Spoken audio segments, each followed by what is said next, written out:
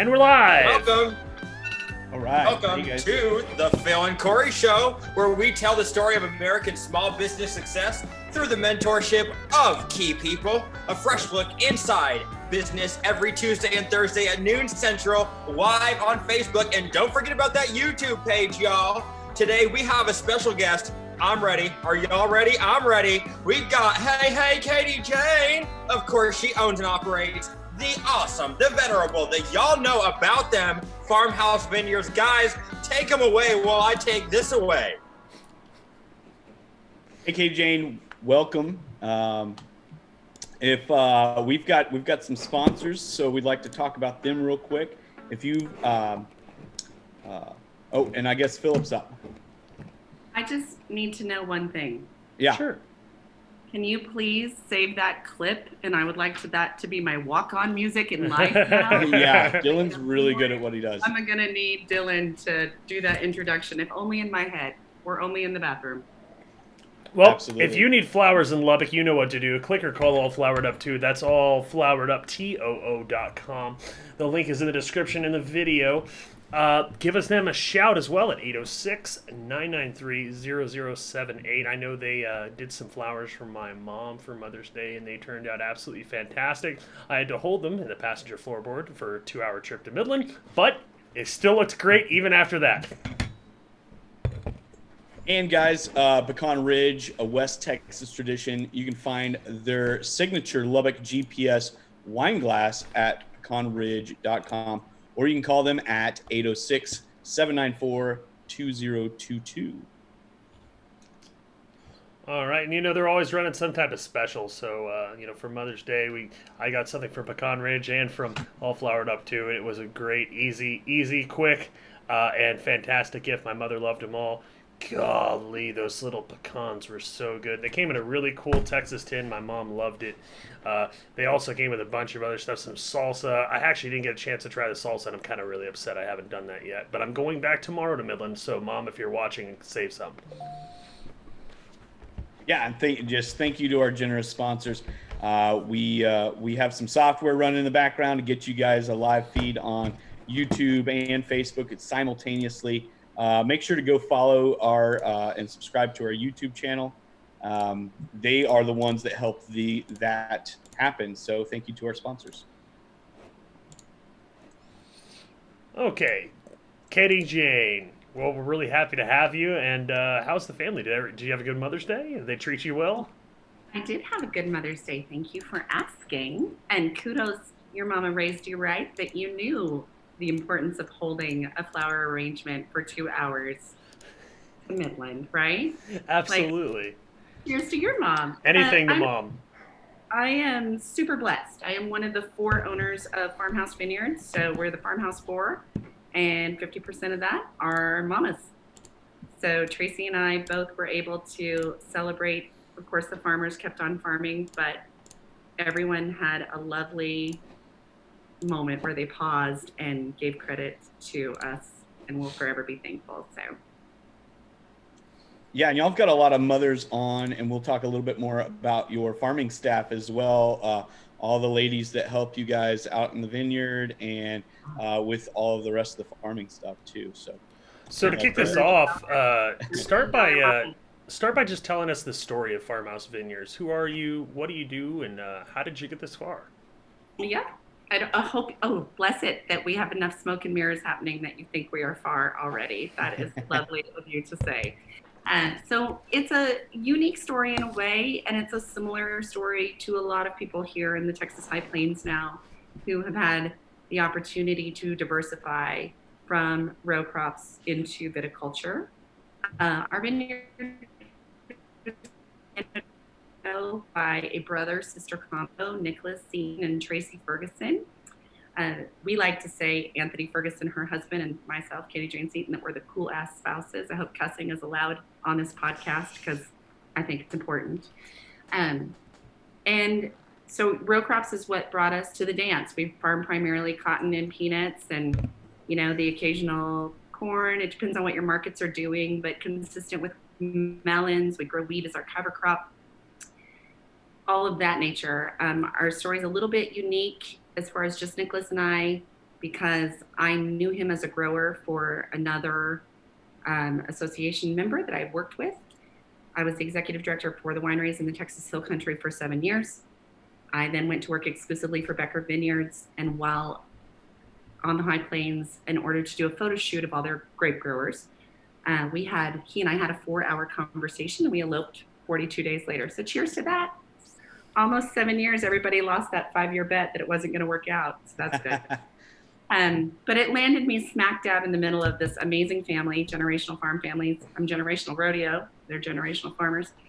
And they were growers under the umbrella of their uncle's vineyard, Bingham Family Vineyards. And when we got married, we decided to break out and really hone the brand in on some relationships that we had because of the career and the experience that I had. And it's their knowledge coupled with my Rolodex, basically. I'm old enough to say the word Rolodex, and it still means something. What's a Rolodex? I'm kidding. I know, right? I feel like they're going to make a comeback. Look at vinyl. So, I can see it. Me too. Yeah. Got to have it on your desk. Yeah, it's pretty terrible. Like I go to these networking things, I end up with like 1,500 business cards, and I was like, and you never do anything with them. I was saving them for the longest time, and no, but I will go through them, and I'll be like, oh, this guy does like plumbing or something, and I don't have a plumber in my like little book. I'll keep that one, or but like if somebody I know comes along, it's just like, and you're gone, My brain works. My brain only thinks in pictures, and so I'll save your business card as well. But if I can put it in the old school Rolodex and file it under P for plumber, it's a lot more helpful. And then the real problem becomes when I search my phone for plumber and I didn't put their job description in there, and it's like, well, I don't know any plumbers.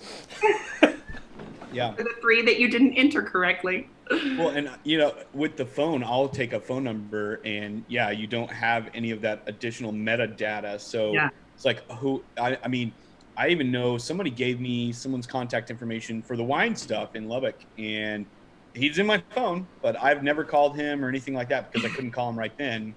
Right. And so have no idea who is in my phone that I need a contact for wine in Lubbock, Texas. And so I'll have to reach out to my friend Robert to then give me the guy's name again, and so on and so forth. So I think the Rolodexes are going to, I think they're going to make a comeback. I think you're right. Let's put a bet on that. Yeah. Okay. Yeah. We like I don't know. 5 I think Rolodex has been replaced by Facebook with you randomly posting something that's like, I need a plumber or I need a fence guy. Help. Oh, yeah, for sure. Yeah. Well, both Rolodex and recommendations start with R. So maybe it's just the digital version. There you and go. as well as Robb. Yeah, there you go. Who we recommend for your IT need. Absolutely. So you guys have like 7,000 acres. Did I read that right? In like different types of farming operations you have going on? True. And 7,000 acres sounds like a lot of land. It is a lot of land. I Googled how big an acre was. And but what came first, the chicken or the egg? Like, did you start doing this other stuff and then like, hey, we're getting a winery? We're going to start growing grapes, or like, because you guys grow all kinds of stuff, right? We do, yeah. So it's important to understand the breakdown of land because wine has such a stigma attached to it that, well, everybody watched A Walk in the Clouds, and now they're all wanting to plant grapes and stomp them with their feet, and they think we're rolling in the dough. So let's just clear that up. That's not happening. We will kill ourselves to hopefully have something left for our children to purchase from us at a later date and only mildly kill themselves to continue a successful brand. Wine grapes, we started out as growers, and we still are growers. That is who we are. That is our mantra. We grow for the top 20 wineries in the state of Texas. We sell 95% of our fruit, and we only keep 5% for our brand. But the Fergusons, the Binghams, the Kazis, the Seatons, all of those families that are, we get to bear their name and title, and hopefully their work ethic. They settled what is known as the Need More area. It's in Meta. It's a spot in the road. It's a section. Everything here is marked by sections. I'm originally from the Northwest. And so it's fascinating for me that all we do is drive in circles around here, but we're actually going in squares because of the way the land was broke out early on with commercial farming. So yes, but while that sounds like a lot of land, when you divide that between the 3 families that it supports and then the payroll that it goes beyond that. It's really the standard size of the American small farm. So Absolutely. don't be Yeah. impressed by everything you read. Oh, I read absolutely. it. And are you guys dry land? Are you guys irrigated or? We're both. I love that you know that there's a difference. We are dry land, we are conventional, we are organic as well. So we farm in every sector, which is something that I'm proud of because I had a degree in agriculture and knew nothing about farming. Come to find out, I love to say I eat crow by the skid loader every day, right? Like you can get a piece of paper from an institution that I love that says you have a degree in agriculture and in agriculture economics. But until you have to go to the bank and sign your life away, until you stand in that field and watch a hailstorm decimate everything that you had planned on for that year for your family and the 24 families that we employ, until you watch a market crash, until you get a contract on an organic market out of Connecticut that you didn't think existed, that just might mean you might pay out with a whole lot of prayer. That is how you earn your stripes in this business. Yeah, we talk a lot about that between Phil and I and other people. It's like, regardless of the industry, yeah, you can go get a piece of paper all day. And yeah, that does help. That's informed some of the things that you Sure. know. But, that experience-based wisdom is really where it counts, right? Yeah. Yeah, it's I like have a I've studied IT a lot, but until your boss calls you and goes, "Hey, the servers are all down, and I think we got struck by lightning," you do not have experience. Like until your heart sinks deep, deep, deep into your stomach, and you realize that there's a multi-million-dollar business that is not functioning, and it's on your shoulders. and You they're just know? looking at you, right? They're like And everyone's going, "All right, this is what we hired you for. You're up to bat. Let's go." And you're just like, "Oh God." oh God. Yeah, I hear you. I mean, boy, do I hear you, right? Or, you think you base your brand to be small and boutique and not complete with your clients that you sell your grapes to. So your shopping cart, you're going to get around to fixing it. You're going to fix it, right? Like we don't super love our point of sale system and we may or may not change, but if we did, that would involve time and I don't want to sell wine like Amazon. We want people to come in here and we want to look you in the ojos and we want you to feel our brand. I mean, that's how Cory and I know each other. Cory feels our brand on the regular, right?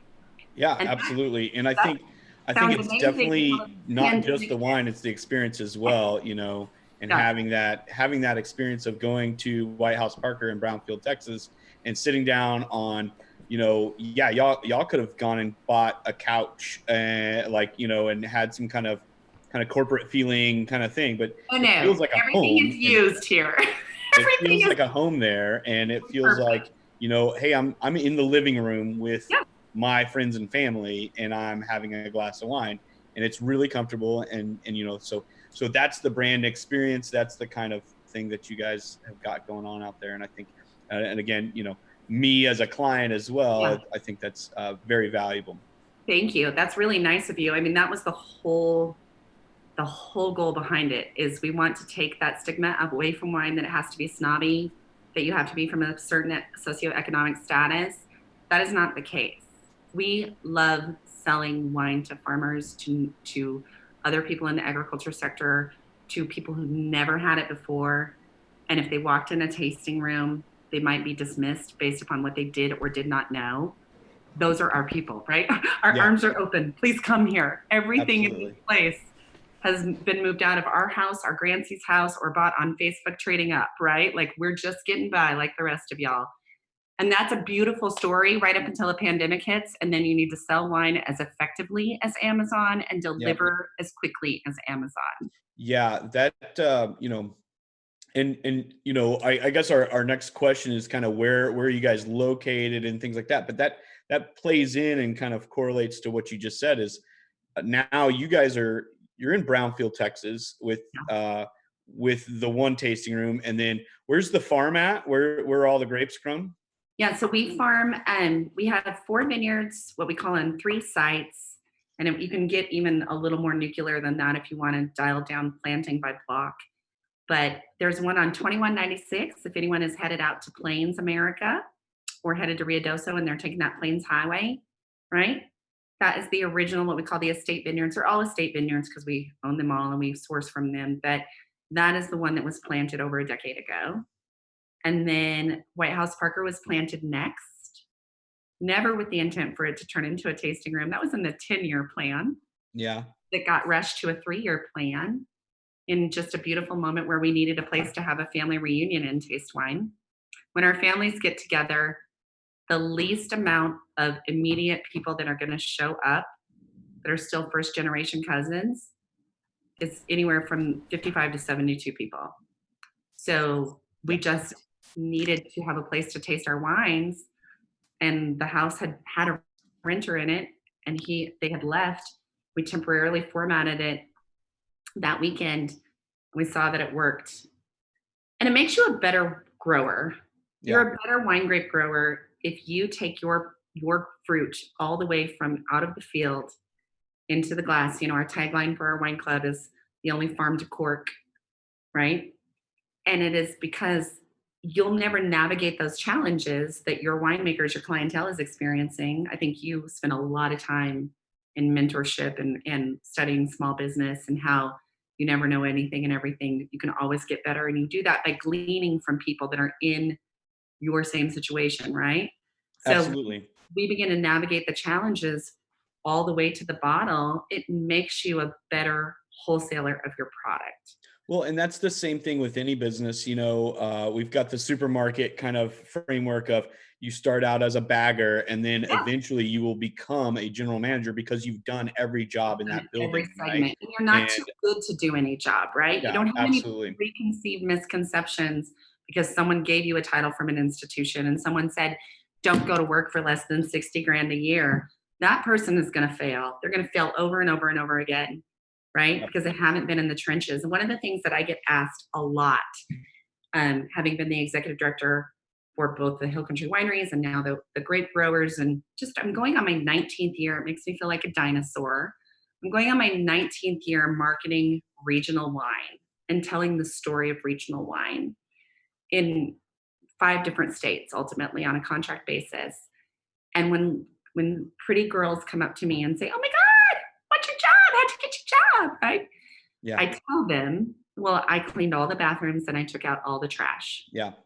Because Absolutely. we're in the entertainment business and we're ultimately throwing a party. And if your bathrooms and your trash aren't in line at a party, it becomes very apparent very quickly. Yeah. And that's just, you know, and we can get into, you know, the 30,000 foot view of marketing, right? But the micro of it is your bathrooms are clean, your wine glasses are crystal and spotless, and you know they've got their, you know, you've got that experience there with that marketing, and having the business owners that are actually getting their hands dirty. You know, there's a give and take there, right? Because your time is super valuable. I know this because I'll text you and you'll text me the next day sometime and you're like, hey, I'm busy right now. And you're really good about it. But, you know, you guys are super busy. So there is a little bit of hands-on versus I've worked my way up and now I'm hiring someone to do some of those tasks. Those tasks still have to be done. And you know they've got to be done because you've been there yourself, right? Yeah. One of the things that I've watched over and over again in this industry is really lovely people start this journey in their second life, right? They're former doctors, they're former pharmacists, they're former .comers. So they've got some capital. They want to go out and buy a piece of land in the country and plant some grapes and have a tasting room where people can come. And there's everything in this business is broke down by your case model, right? Are you a 1,000 case winery, a 1 to 3,000 case, a 3 to 5, 5 to 10? And you begin to make some money there at the 6,000 case winery mark. Well, nobody wants to talk about 6,000 cases because that's a frustrating point to operate in. Yeah. Right. I ran into a winemaker yesterday and there was some case numbers thrown about, and that winemaker, we both know him, but he said, God, that sounds awful because he's such a small boutique winery. He was like, yeah, I don't know if I could do that, you know. Yeah, I don't want to do that. And we love him to death, but you know, that's what? The alligator pants, Henry Croson. Yeah. Yeah. God, I love it. So, which, you know, we love his wine and his wine tastes great. But that's where his passion is making those small batch nice, great tasting natural wines. And for him to do 6,000 cases, in his boutique right now, it would just be out of control. And that's kind of off brand, right? It is totally off brand, and he has 3 young daughters that are like 5 and under, right? Yep. 3 girls, 5 and under. As the youngest of 3 girls, I know what that's going to take from that man, and he can't give it all to the wines and give it to his girls as well. And he has his priorities in the right place. It's one of the reasons we love Henry. Yep. But my point to that story was people start seeing just a microcosm of profit at the 6,000 case mark, right? They made more than their 5,000 cases they projected because of whatever, right? They had a yield run. They had a rating score where a wine scored and people bought it, so they made more of that particular vintage. There's a million reasons why. Yep. But they look at that number and they go, oh my God, if we're making this much money at 6,000 cases, let's double down and go to 10 and jump to 10, right? And they do that.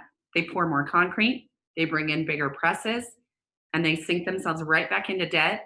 And then I watched them spend the next decade trying to dig out of that 10,000 case model, and they lose their zest for life. They're indefinitely tired. They're indefinitely cranky. They're indefinitely disappointed.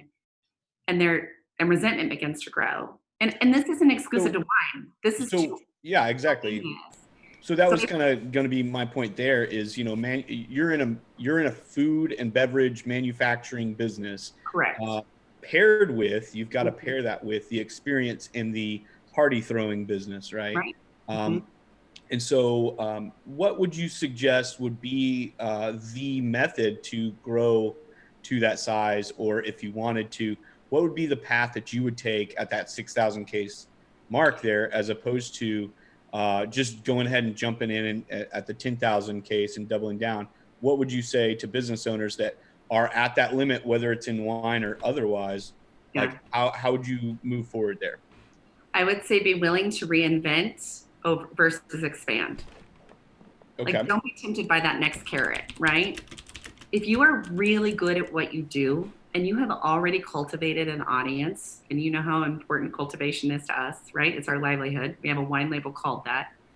If you've already made it that far and you can see the microcosm of success, don't let the peer pressure sink in from those in the environment around you that started with the double down debt, telling you that you need to grow, right? You don't have to be first and you don't have to be last. There's a really beautiful space in the middle where you can have relationships with people and just reinvent and underpromise and overdeliver to your audience over and over again. And you will create a loyalty that will stand the test of time. When you look at brands like Nike, like McDonald's, I mean, nobody loves McDonald's because people all consider, better than a 99-cent cheeseburger. But if you look at what they do for small towns, if you look at how they begin to profit share, if you look at how they changed the battery cages and the conditions of when they import meat, like they swing a big stick. And they did that because they've reinvented in their own footprint. And I just think that is something that people, it's not sexy enough. They don't want to live there, right? Yeah. Mm-hmm. One of my very favorite marketing classes that I ever took, the entire semester was spent on the toothbrush. Just when you think the toothbrush cannot be reinvented anymore. It has been. It has been. It still does the same thing. It just cleans your mouth. And it is this tall, right? And it's roughly this wide. We would get sent home. We would present on the toothbrush and we would get sent home every week and say, now start over. Bring it to me again. Better and faster. And for a better price point this time. Yeah, absolutely. I think with me for an eternity. Yeah. I think there's definitely that reinvention side of what you said was interesting, because it's like people, that's their baby. They want to really hold on to it, and that's what they've created. That's what they've cultivated. And when you have to step back and reinvent something, it's kind of a pride thing. Absolutely. Mm-hmm. But it's necessary to get to that next step, is kind of stepping back and saying, hey, how do we get there? How do we do we get to that, 6,000, 10,000 case thing, whether it's in your industry or otherwise, because I've built this thing up, right? So that pride takes over and they don't want to reinvent. So they want to double down on capacity. And that's what I preach a lot, right? Is build your capacity out so that you can handle those additional clients. But there's that other side a lot of business owners ignore, is you have to have the sales and the marketing side as well. Right. This COVID-19 was very interesting in watching the younger, cooler, hipper brands and their response immediately, and watching everyone's response immediately about how they were going to communicate with their audience, right? Yeah. And immediately, the people who have the best social media and the best, baller reputations in the biz, they committed to, man, we're going to go live with you every happy hour. We're here for you. Like all in, all out, right? And I feel like, and then some of the older brands who, like, literally, one is my favorite in the history of ever, and I think they have some of the worst online marketing known to mankind, right? And it's because I don't work for them anymore. No, I'm kidding. Yeah. I'm kidding. But like, they're just not, they don't have to be. They'll tell you, we don't have to compete in this online digital space because all our wine is sold anyway, right? Yeah. They're a 30-year-old brand. They've cultivated a tier of consumer that has this much room in their disposable income.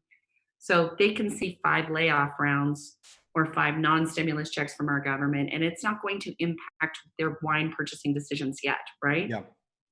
And it was so interesting to watch who chose Be Live as a platform, who chose Zoom right off the bat, who has a YouTube channel, who doesn't, who committed to we're going to go live 3 times a week. Well, if you've ever done any on-camera work, and as Phil stated, and if you're responsible for making sure there's no glitches in your digital message, that's a hell of a lot of work you just committed to. You're going to exhaust yourself. You're going to exhaust your audience. You're just making noise. Are you just making noise on the internet? Yeah. Because right now, everyone's just making noise on the internet, right? Yeah, and Phil does a great job at setting all this up. I know I'm kind of working remote right now. Phil's got all kinds of stuff going on in the background to make this technology work for us. And we committed to 2 days a week, and it is a lot of work, and Phil puts in a lot of work as well. Mm-hmm.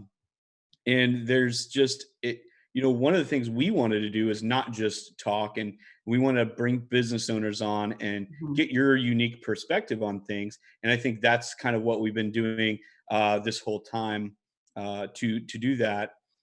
So hopefully we're doing a good job. I think we are. I love y'all's heart and your champion for the small business. So absolutely. Like, there isn't a time when you don't walk into our tasting room and say, have you heard about Tierras Planas Roasters? What are you doing with Pecan Ridge, Katy Jane? You've got a pantry section and I don't see pecans in it. You are the ultimate connector guy. And I love that about you, because it's not exclusive to our brand. You never get out of your own house. The last thing you want to do, if you have an ounce of time off, you want to be at home alone with your family. You don't want to go to a retail establishment. Yeah. So absolutely. Talking about your tasting rooms a little bit, I've noticed, I used to live up there in the Silicon Valley area, so we're right south of Napa. I happen to frequent there. And I noticed there was 2 distinct business strategies between tasting experiences. One was like Opus One, where it's like, give us your money, and we give you this really cool place to enjoy your half cup of wine. But it was worth it. I'm not Opus One was great. So you definitely have like that side where it's like, hey, we're going to charge you a little bit, but we're going to provide you with a really cool, awesome experience, beautiful view, and everything. And then I saw some other ones that was like, hey, you know what? We just want volume coming in here, and we would like to see as many people as possible. And obviously, both of those have some pluses and some minuses. What have you decided for your business? And how have you made that decision? We made that decision just out of pure economics. One, we owned this farm already. It was originally a cotton farm that we had converted to grapes right here in town, But putting a tasting room in the house model, it slows people down. I took a I had 1 credit left for horticulture. I went back to college as an old person, so I always think I have a little bit of more perspective on that as well. And I needed a horticulture credit, and the only thing available to that was master golf course planning. And so I'm a decent salesman. I was able to convince my, college counselor that should totally count as my horticulture credit. And it was amazing. It really did. At the time, I knew I would end up someday with a lodging component or a bread and breakfast and some kind of entertainment stay feature, because I had worked in New Mexico wine as well. And those principles that they are founded on carving out a golf course are very relevant to experiencing wine as well. Straight lines hurry people. You'll never take a cart path that is a straight line on a golf course, right? Everything is meant to meander, and it's to slow you down and have you be aware of your environment and to draw that experience out longer. And so the same with our tasting rooms. Like, the whole house is open. The tasting bar, where we actually take your money, is very small, right? And we don't have breakout bars. We have devices. So we can sell you wine in a crunch if it ever does get 40 deep in here. You're going to have to stand and wait a little longer, but you're going to talk to an owner and talk to our staff member. Papa is here to take you on Papa wine tours, which may or may not include Michelob Ultra. I mean, you're going to get who we are at every step. And just the house itself breaks that up. 6 people can gather in this room, 12 people can gather in that room. The yard is a half acre. And you don't know that those things are so important to you. You know that they're ideal, but you don't know how important they are to your functionality. And then you really don't know until the pandemic happens and you get an order issued by your county or your CDC or your governor that says you can open up at 25% capacity. Well, those tasting rooms that are 6,000 square feet, all in, all done at 25%, like, we still couldn't even hold that, right? That's maximum capacity for us. So we are able to funnel people as a large family group, as a small intimate setting, and keep them at a lovely distance anyway. We want you to feel like you're all here with us, but we want you to have an element of privacy. People, when they sit down and they can finally breathe and they can have a glass of wine, a lot's going to come out. And you don't need to share that with somebody at the bar right next to you. One of the things that I've witnessed over the course of the years is there's a huge dismissal of bachelorette parties and bachelorette groups, right? But you're happy to take their money. Everyone was always happy to take their money, but they wanted to complain about them. And I just thought that was a real huge missed opportunity as a single girl myself with a little, a small budget, but I didn't drive a luxury car. And the Hill Country was my weekend destination, not just because of my job, but I wanted it out of Austin. And it's like, if you could put these bachelorettes, let them be noisy, do ask them to take off maybe some of the genetic paraphernalia, so that it's not offensive to the whole tasting room, but give them a place, right? Just because they're not your Case Club member just yet, that girl's going to get married and she's going to need a wine for her reception, right? Absolutely. She's going to need a place to have a rehearsal dinner. And then ultimately, she's hopefully blessed enough to have children. She's going to stop wanting to visit here every weekend because she's freaking exhausted. But by that time, you should have signed her up for your wine club. And then they're going to both get promotions because they're young entrepreneurs and career people. So now they're going to move out of your 3-bottle, 6-bottle into your Case Club. And they're not going to do that with a person who the very first time they walked into their establishment gave them a dirty look and said, bachelorettes at the end of the bar. That's a great segue into one of the other questions I had. These subscription model businesses these days are getting very popular. Especially, I see it in IT a lot because we have very expensive pieces of software, and it's like, hey, that piece of software is going to cost you $500. It's like, or $40 a month. That $40 a month may be a lot more beneficial to some people. So that reoccurring cash flow as well to the businesses is great. I was wondering if in the wine industry, obviously, like software, they can't just call us and be like, "Hey, it's over." You know, wine is a little more, like a luxury item. I was wondering if you've noticed that people in your wine club have started following you more, is had more loyalty to your brand because they constantly are touching it because yours is every quarter, is that right? Yes. We're like two in the front and two in the back. And that's because we try and center it around our model is a little different. We were just discussing earlier. I don't know if you heard Trace and I on mute, but we're starting to see some other clubs emulate it. Wine is a sexy end product, but it should not be seen as an it should not be seen as a luxury product. There is a tier and a segment of wine that is by all means luxury, right? If Beckstoffer was on the bottle, that's luxury. But wine is an agricultural product. Bottom line, it is. And I'm really proud of the fact that our High Plains wine growers passed some legislation this last session stating that it had never been done. It is an agricultural product. It is a perishable product, and it is low to the ground. All these kids, God bless them, and everybody's, in a locavore movement, and people are vegans. Everybody has a different way of moving through their food supply now. Wine is a table food. Wine is agriculture. Wine is farmed. So wine is just the end name for the agriculture that is in that bottle. And what makes our club different is we ship with you you get a 3-bottle pack, 2 signature products from the farm, because it is more important to our family, who are generational farm families, that if you walk out of here, we want you to have not tasted a flawed wine. We want you to have enjoyed what you tasted. But if you're going to part with your money and you chose to buy our organic black-eyed peas or our handmade jelly that started in the kitchen with Tracy and I and Grancy, we've outsourced it now because we just can't do everything. But it's to a ranch mama, right? She's a ranch mama. She's making it in her kitchen with her kids. Like we want you to leave out of here understanding that wine is agriculture over buying wine. And I know that might sound backwards, but it's true. So we ship to you peanut butter from the peanuts that we've grown. Like this upcoming shipment right now, everybody is getting planting peanuts. And each year we learn we need to make the sticker that says, "Do not consume," bigger, because people eat it, pop it in their mouth before they realize it's a planting peanut. But we want you to take the journey with us and see what it's like to grow something. I commend the Smoking Hot farmers, Anthony and Nicholas, every day, because I cannot grow a cactus in my living room. I cannot grow a cactus in a controlled environment.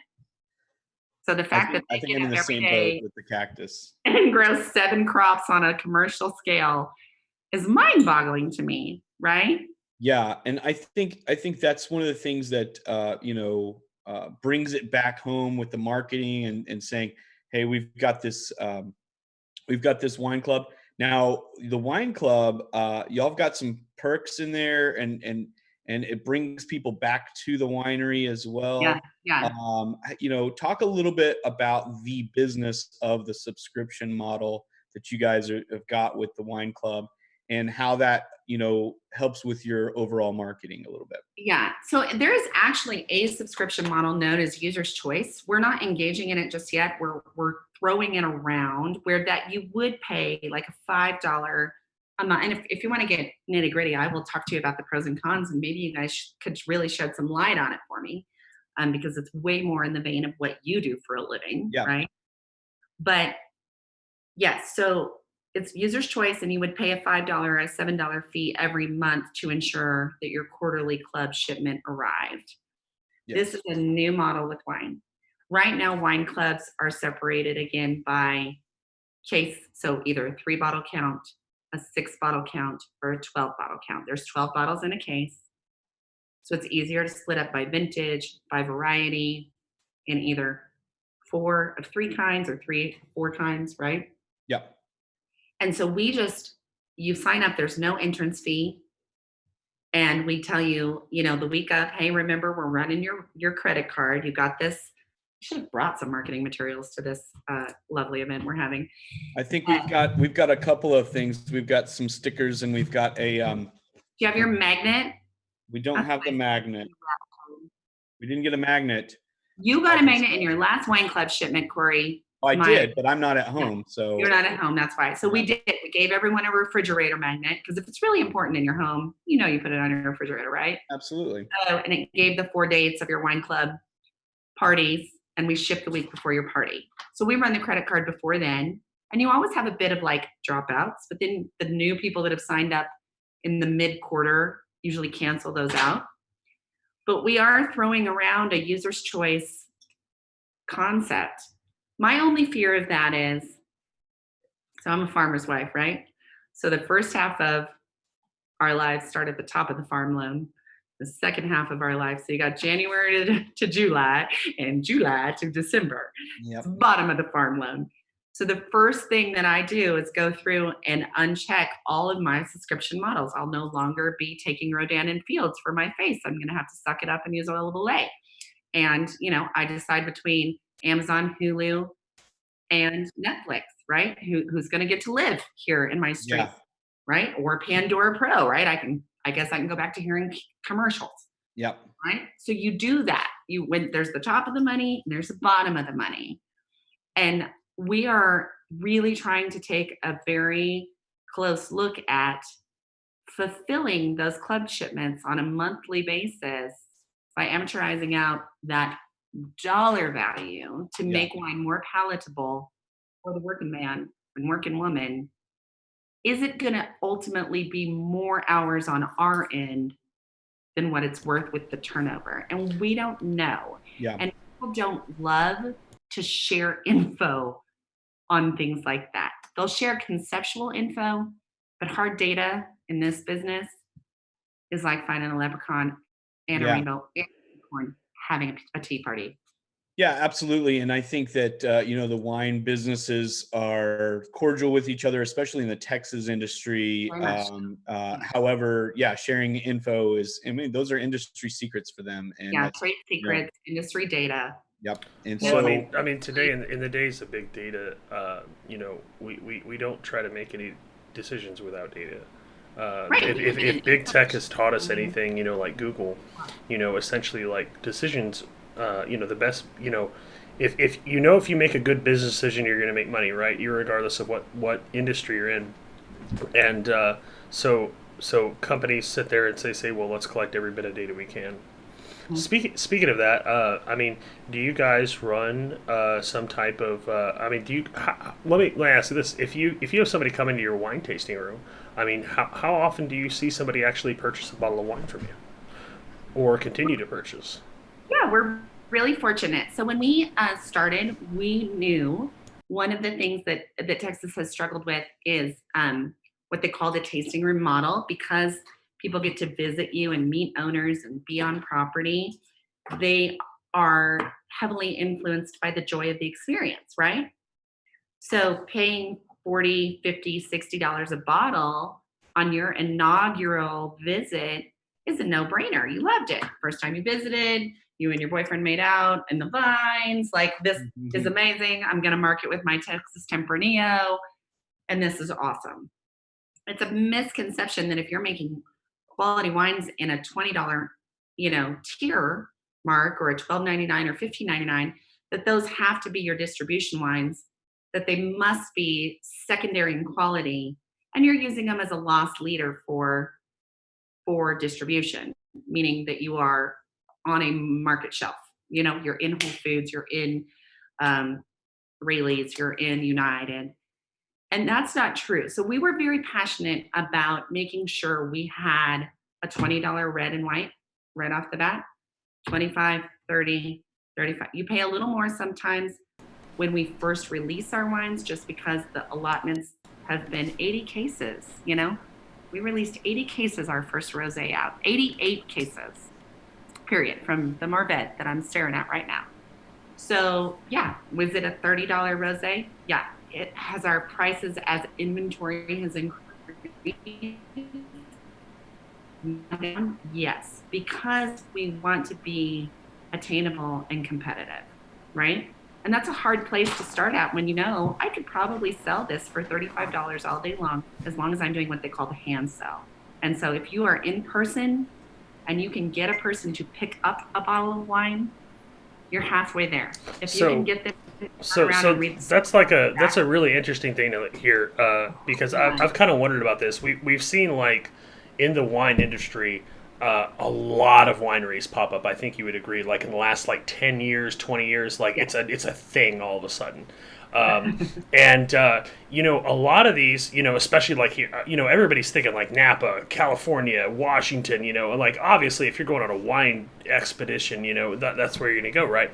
So, but then you have like people like you and these other places out in Texas where like most people are like, oh, there's wineries there, like Lubbock, Texas has wineries, and I'm like, yes, there is. Obviously, you've got to use before. I think before the internet, I don't think that would have been possible, because I don't think you would be able to touch these people. We've got gun shows, where random people show up, but you don't have wine shows, really, right? So, what can you guys do in other wineries? What do you do in your industry to, like, for these little itty bitty wineries that may make a fantastic product, get their message out? Yeah. So don't ever underestimate the ability or the willingness for an enophile to drive, right? An enophile to drive. Like, when is that how you say that, by the way? Because I read like tourism or whatever it was, and I was like, yeah, and I was like studying this, and I was like, man, I want to say this on the podcast, but I don't know how to pronounce it. So and Google wouldn't pronounce it for me. Yes, but it's the person who's in love with wine, all their senses, right? So the 4 senses in wine, which are what? Let's talk about that. They're super important. You obviously have taste, right? I'm gonna guess. Yeah. So it's the 4 S's. You want to see it, right? You look for clarity and color. There should be no cloudiness. You should always start with white balance. The legs too, right? You should see the legs. Isn't that a thing? No. Stay on task. We got to go in order. Okay. Yes. Okay. Yes. That's at the end. Okay. You'll learn, Philip. Yeah. What are you doing, pal? Let's not hijack. So first, we're gonna look at our wine. Okay. We're gonna see it. We're gonna look at the clarity. We're gonna look at the color. If you know your varieties and you want it to have, is this a Sauvignon Blanc? Should it be clear almost? Or is this a heavy buttery oak Chardonnay? Should it truly and what you've got in your hand is a Malvasia Blanca. Malvasia Blanca. Malvasia Bianca. Yes, you're drinking housewife. Yes. So you're gonna see it. Then you're going to swirl it. And this is the most important thing. So you see, you have a good swirl. You did spend some time in Napa. This is where we lose our people right here, right? Because the first time human goes to swirl and that crap does not feel comfortable and out the glass it goes. They've spilled it on themselves. They spilled it on their neighbor. They're mortified. They want to go sit in the car. So this is really important. And you should know I don't golf, but I got this off a 10 cup. In order to get your swirl on, right? Oh my God, the shanks, right? I don't golf, but I know about the shanks because Kevin the Costner. Fantastic movie, by the way. Yeah. Thank you. Not to you, right? So you want to, or protractors, depending on how old you are, right? You had to draw the map. I was challenged in math. Everybody knows it. So you want to hold your wine on a flat surface with these 2 fingers, okay, on your table. And you want to draw a circle. And don't look at it. Whatever you do, don't look at it, because that's how you get the shanks. So don't look at it. Stay engaged. Look me in the ojos. But you are drawing your circle, right? And when your circle feels good, when you've been really giving it a go and you know your circle is legit, if you will look down there, you will see your swirl. And if you'll nail it on the table, and it only takes 3 nights of heavy drinking, people, and I can help you out with that, then you can bring it up into the air, and your wrist, your muscle memory has memorized this action, and you can swirl like a pro. So that's the most key thing. So you're going to see it, then you're going to swirl it, and that all leads you to, this is the killer, this is my most important thing. You're going to sniff it, but really you're going to take in the bouquet and the notes of this wine. And if you ever see anybody sniff, I don't get angry with people for what they don't know very often, but I do get angry with people who pretend they know a lot and then still behave poorly. So if you see people tell you how much they know about wine and they're sniffing from the top of their glass, they're a tool. They do not know about wine.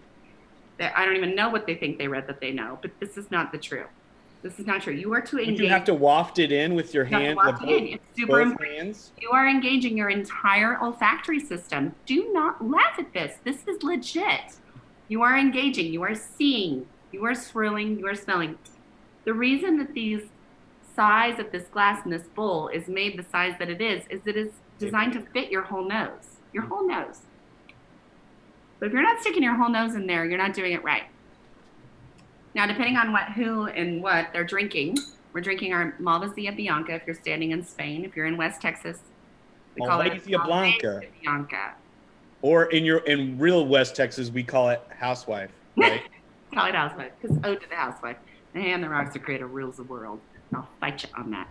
But here's the thing. Malvasia Bianca sounds a lot like psoriasis.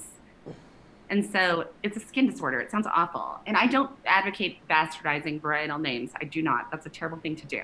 But we've only been wet in Lubbock for going on 9 years now. Yeah, I was actually in the Marine Corps when it happened, and we were on a field exercise, and our first sergeant like called it out to us and was like, "Hey, everybody, just so you know, Lubbock's wet." Yeah. It's like, and we're like, "Yeah."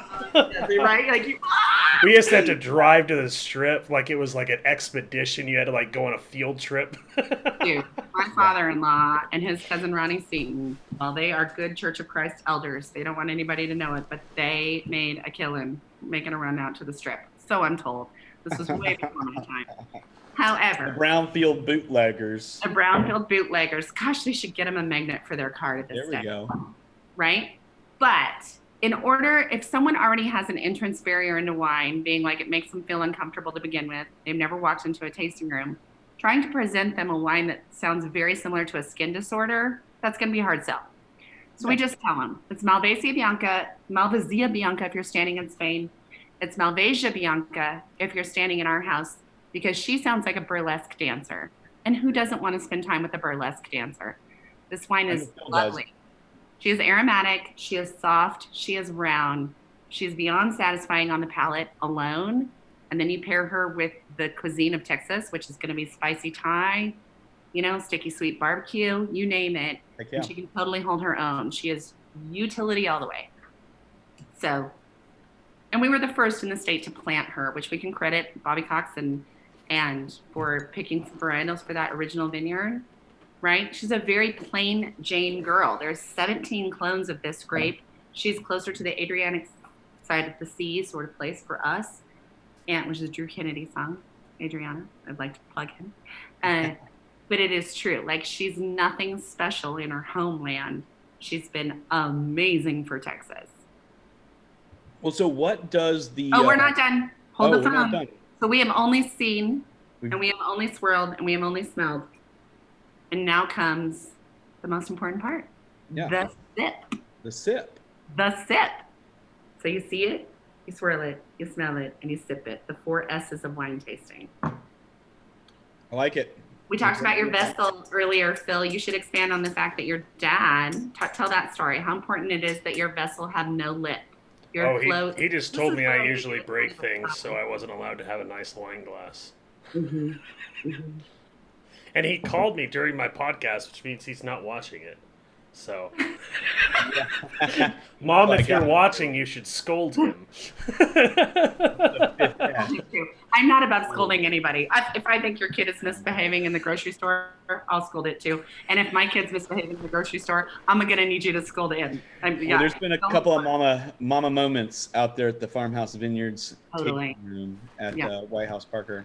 I've witnessed. Let me tell you, Katy Jane they've got a great family out there. They're running a great business.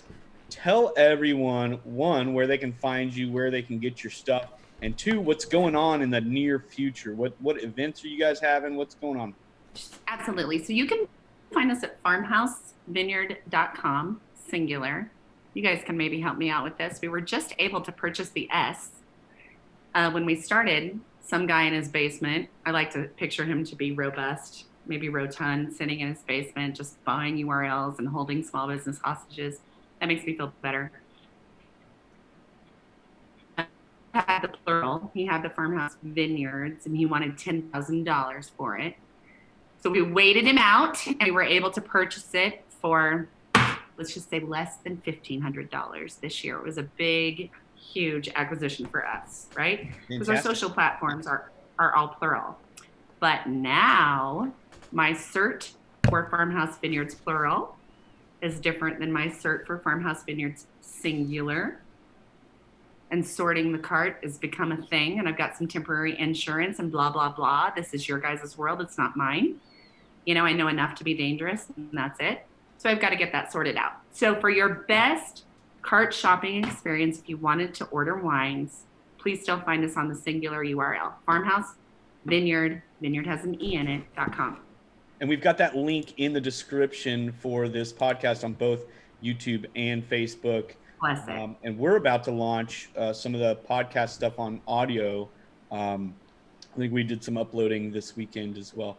Cool. So what's coming up next, Katie Jane? What's going on? We just bottled 1,060 cases of some new wines last Thursday. 1,060 cases. Just real quick, because I'm not a big wine person. How much is it a case? 12 bottles. Jeez. So This that's is 12,000 bottles of wine and a little extra. Yeah, so this is, I don't know, I don't do math either, Phil. Listen, I've got my rough lane. math, right? 12 times 10 or something, or 11 carry the one. And It's for us, it's about 3 years of inventory, right? And on purpose. Yeah. But it's wines that have been in tank or in barrel. Now it's the 17 vintage, which was an epic vintage due to an unfortunate hurricane, right? Which made our growing season beautiful that year. So we took the best we could on any overages. We hand harvest and mechanical harvest. And so those first 3 vines at the very beginning of the row and the very end of the row, the mechanical harvester skips them as it starts and opens and begins to harvest. So we can hand pick off that, and that will make us 200 cases of wine, depending upon the variety, which we divide between both properties. So now we have 100 lots, we have 100 cases of one beautiful small lot. So it's really a blessing and a joy to get to operate in this space with our brand, is selling the best of the best to our consumers, or not to our consumers, to our clients, and then just taking a tiny bit from 6 vines on the end of that row, doing our own thing with it. It raises the bar for everyone, for both our clientele or us. But yes, we just bottled those. We have some new labels launching. We did a commemorative label to mark our current situation. We literally bottled a rosé called Social Distance. I look forward to having some of that. It's killer. It's killer. It is 80% Grenache and 20% Cinsault, and it is gorgeous. Yeah. All right. Yeah. Well, you guys, what are you doing this weekend, right? Yeah, so it's our wine club weekend, pickup party weekend, first here at Parker, and then in Johnson City the following weekend. We're going to do our first virtual tasting in June for that. We participated in our clients' tasting for things like these in my other job, speaking on behalf of the growers with AgriLife.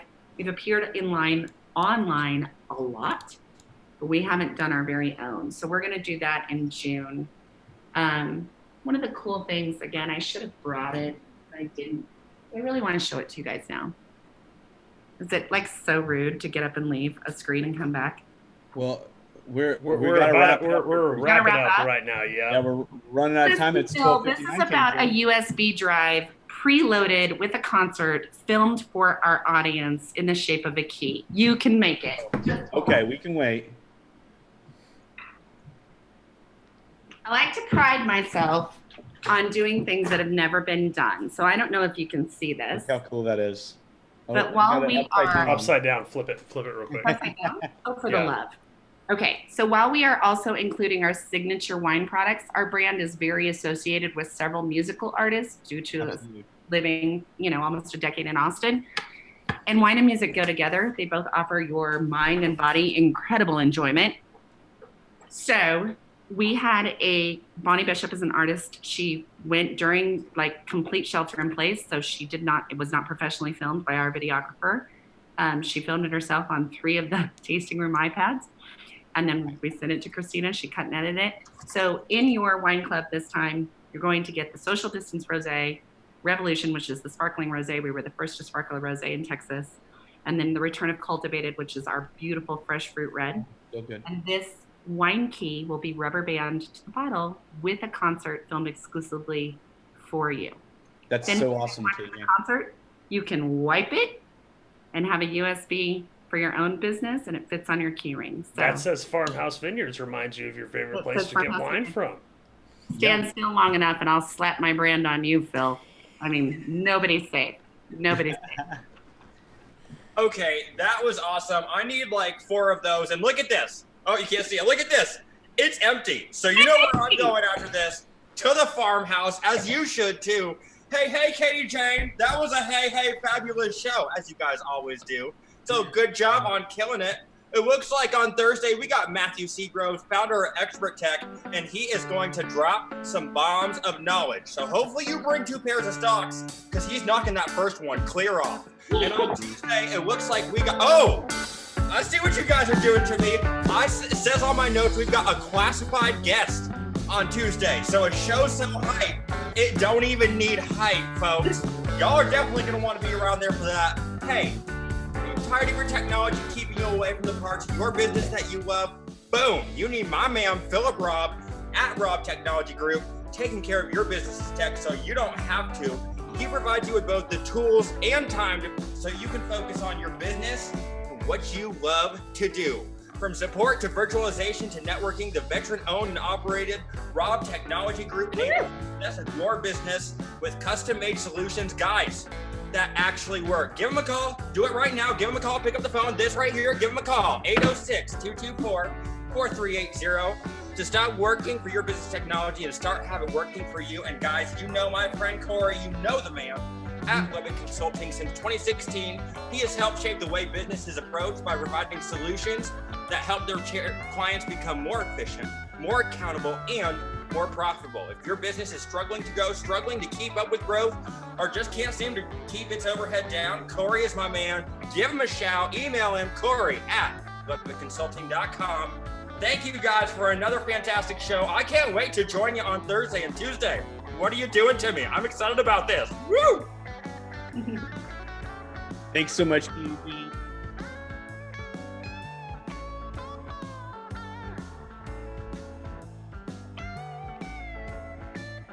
Cheers. All right, see you guys.